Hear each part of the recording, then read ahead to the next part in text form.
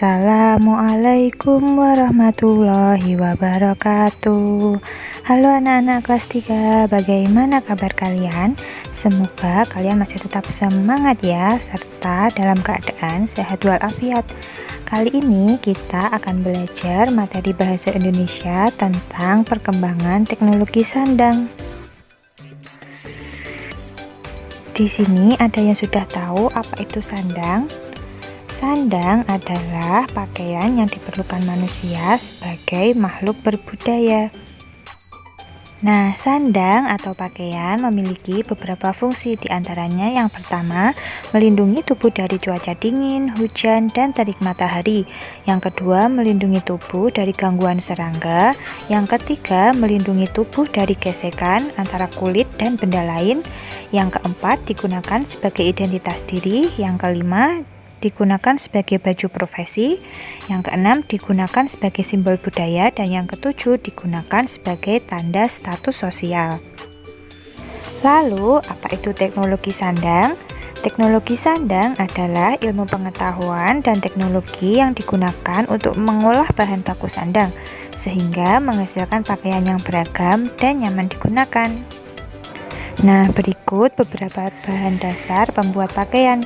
Yang pertama ada kapas, ada bulu domba, ada serat sutra, dan juga ada kayu serta kulit hewan. Lalu, bagaimana mengolah bahan dasar tersebut menjadi pakaian? Nah, dahulu diolah dengan cara sederhana, yaitu daun dijemur hingga kering, kayu dipukul hingga tipis, kulit hewan direndam dan dikeringkan. Tapi sekarang diolah dengan cara yang lebih modern. Bahan dasar diolah menjadi serat, kemudian serat itu dipintai menjadi benang, lalu ditenun menjadi kain, seperti pada gambar berikut ya.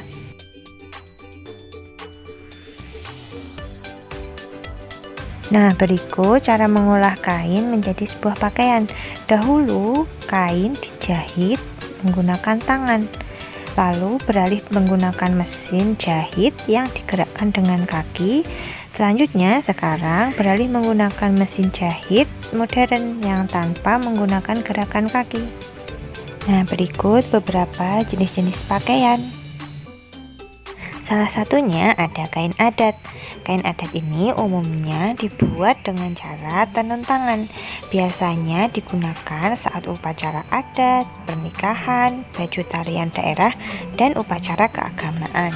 Selanjutnya ada pakaian profesi. Pakaian profesi adalah pakaian yang digunakan oleh profesi tertentu. Biasanya digunakan saat mereka bekerja. Pakaian profesi digunakan sebagai tanda pengenal suatu profesi. Nah, berikut manfaat dari adanya teknologi sandang. Yang pertama, memudahkan memilih pakaian dengan corak yang diinginkan. Yang kedua, mempercepat proses pembuatan pakaian. Yang ketiga, membuat jumlah produksi pakaian meningkat dalam waktu yang singkat. Dan yang keempat, mempermudah proses pendistribusian atau pengiriman pakaian. Nah, untuk tugasnya silakan dikerjakan portofolio bahasa Indonesia yang terdapat di dalam modul. Cari informasi yang terdapat pada setiap paragraf. Untuk memudahkan mencari informasi pada sebuah paragraf, kita terlebih dulu harus memahami antara ide pokok, kalimat utama, dan juga kalimat penjelas. Ide pokok adalah ide atau gagasan yang menjadi pokok pengembangan paragraf. Ide pokok inilah yang menjadi pokok informasi atau informasi penting pada suatu paragraf. Nah, ide pokok terletak pada kalimat utama. Kalimat utama sendiri merupakan kalimat yang di dalamnya terdapat sebuah ide pokok. Selain kalimat utama juga ada kalimat penjelas. Kalimat penjelas merupakan kalimat-kalimat yang menjelaskan dari kalimat utama.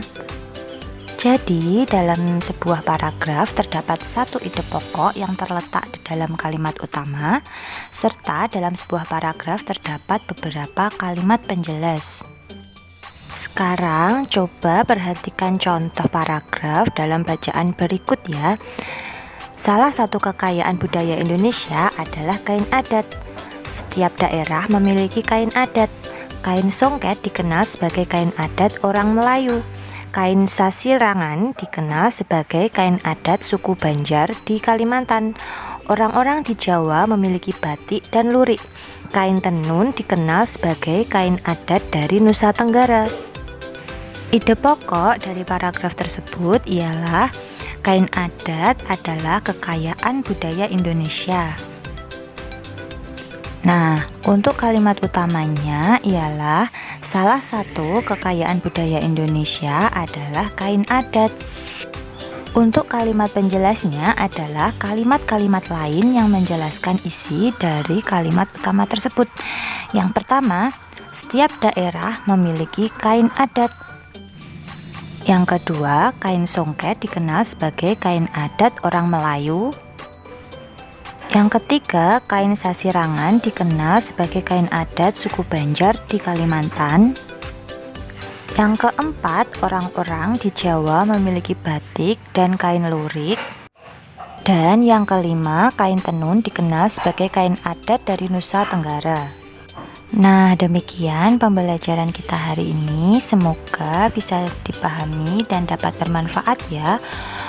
Ustazah akhiri, wassalamualaikum warahmatullahi wabarakatuh.